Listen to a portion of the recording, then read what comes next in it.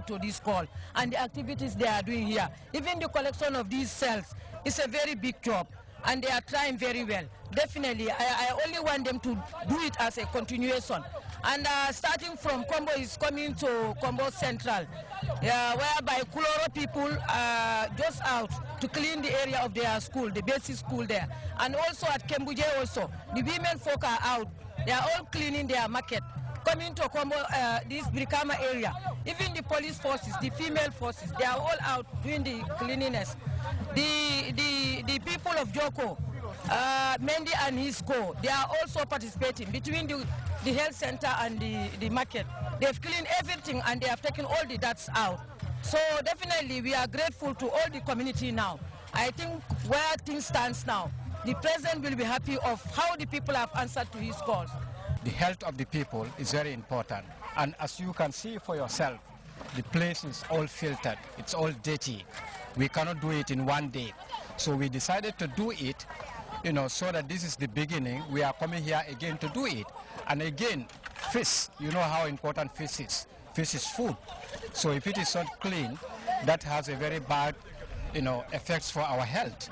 So it is important that we make sure that the beach is clean, so that whatever is have here in terms of the fish and other fish resources, it's clean and people can have it clean. And then we can also make sure that the beach here is a place for business. Well, we now take our first break. When we come back, we look at the meeting between Iran and 6 world powers aimed at ending the current standoff over the Islamic Republic's controversial nuclear program, plus news on the never-ending conflict in Syria.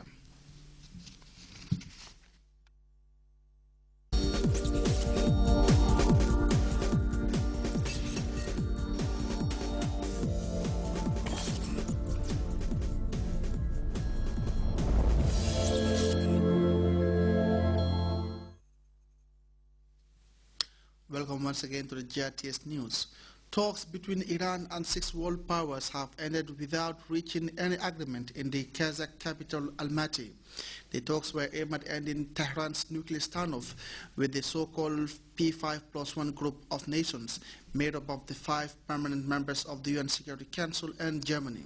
This is the latest round of negotiations between the parties, with several others held without any major breakthrough. Iran insists on its right to enrich uranium as a state signatory to the Nuclear Non-Proliferation Treaty, but Israel, the US and its allies accuse the Islamic Republic of building nuclear weapons. Representatives from the 5 permanent members of the UN Security Council, Germany and Iran met for 2 days in the Kazakh city Almaty for talks on Tehran's nuclear program. But they failed to break the deadlock. The European Union's foreign policy chief said that all parties should now return home and think things over. It became clear that the positions of the E3+3 and Iran remain far apart on the substance. We've therefore agreed that all sides will go back to their capitals to evaluate where we stand in the process. But Iran's chief negotiator reiterated that Tehran wants sanctions lifted and its right to enrich uranium publicly acknowledged. Two of the central points that were tabled for discussion were the recognition of Iran's right to enrich uranium and ending behaviors that are a sign of enmity towards the people of Iran. Russia's representative at the second round of talks in Almaty said there remained basic points of disagreement on the path to a solution.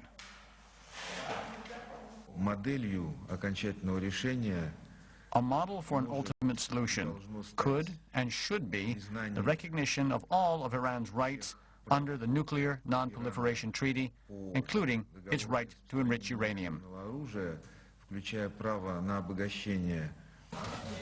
Israel believes that Iran is using diplomacy as a stalling tactic in order to develop a nuclear bomb.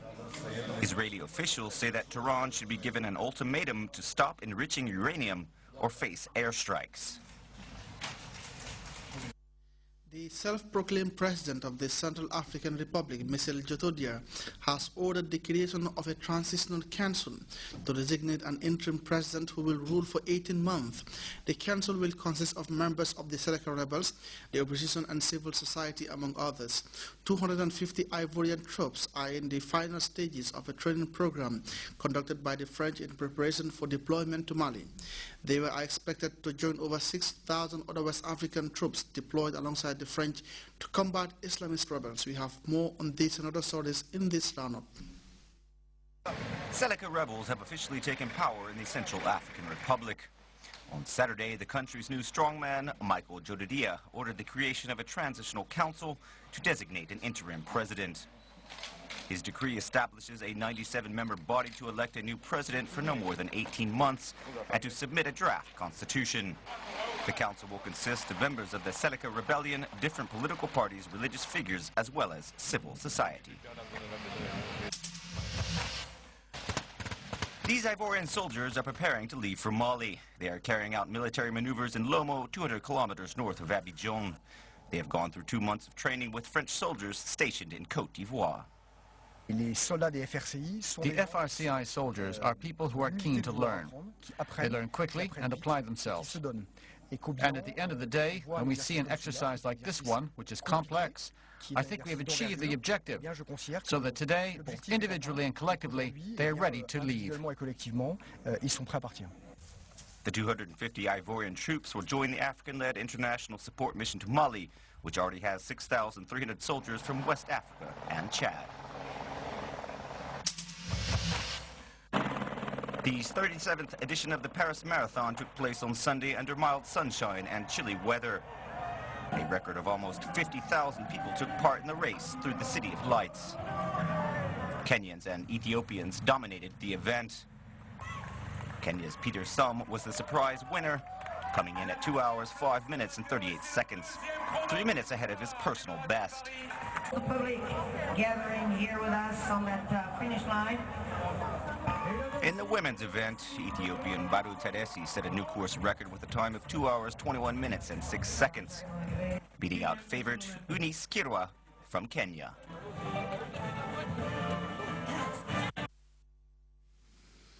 More than a dozen people have been killed in a series of bombings in the Syrian capital city of Aleppo. This follows fierce fighting between government and rebel soldiers in and around the city. In Iraq also, it has been a very bloody day in the capital Baghdad after a suicide car bomb targeted a campaign rally, killing at least 25 people.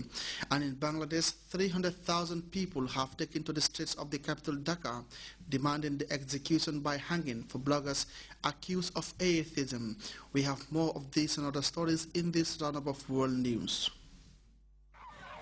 Syrian forces have bombarded a Kurdish neighborhood in Aleppo, killing 15 people, including 3 women and 9 children. The government targeted the neighborhood because it had fallen under control of the rebellion. Several hours after the raid, rebels attacked an army barricade in the neighborhood, killing 5 government soldiers. Government troops are said to be pursuing a new strategy to defeat the rebellion by attempting to draw the country's Kurdish community into the conflict.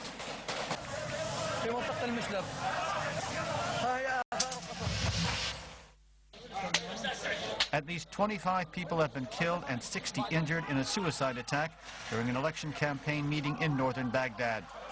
Local elections, scheduled to be held in 2 weeks, have been marked by a rise in violence. The attack has deepened skepticism that Iraqi forces are capable of guaranteeing security in the country. 12 candidates have been killed since the beginning of the year. More than 300,000 Islamists took part in a protest on Saturday in Dhaka, Bangladesh. The protesters marched through the capital to demand the execution by hanging of bloggers whom the Islamists accuse of atheism. Students opposed to the Islamists also staged a demonstration.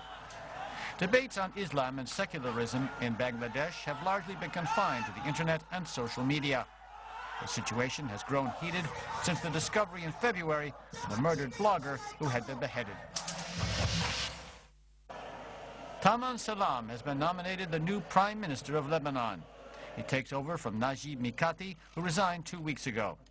The 67-year-old Mr. Salam follows in the footsteps of his father, who was nominated 6 times as Prime Minister. He was chosen by an overwhelming majority in Parliament. Mr. Salam is close to the March 14th coalition, a group of political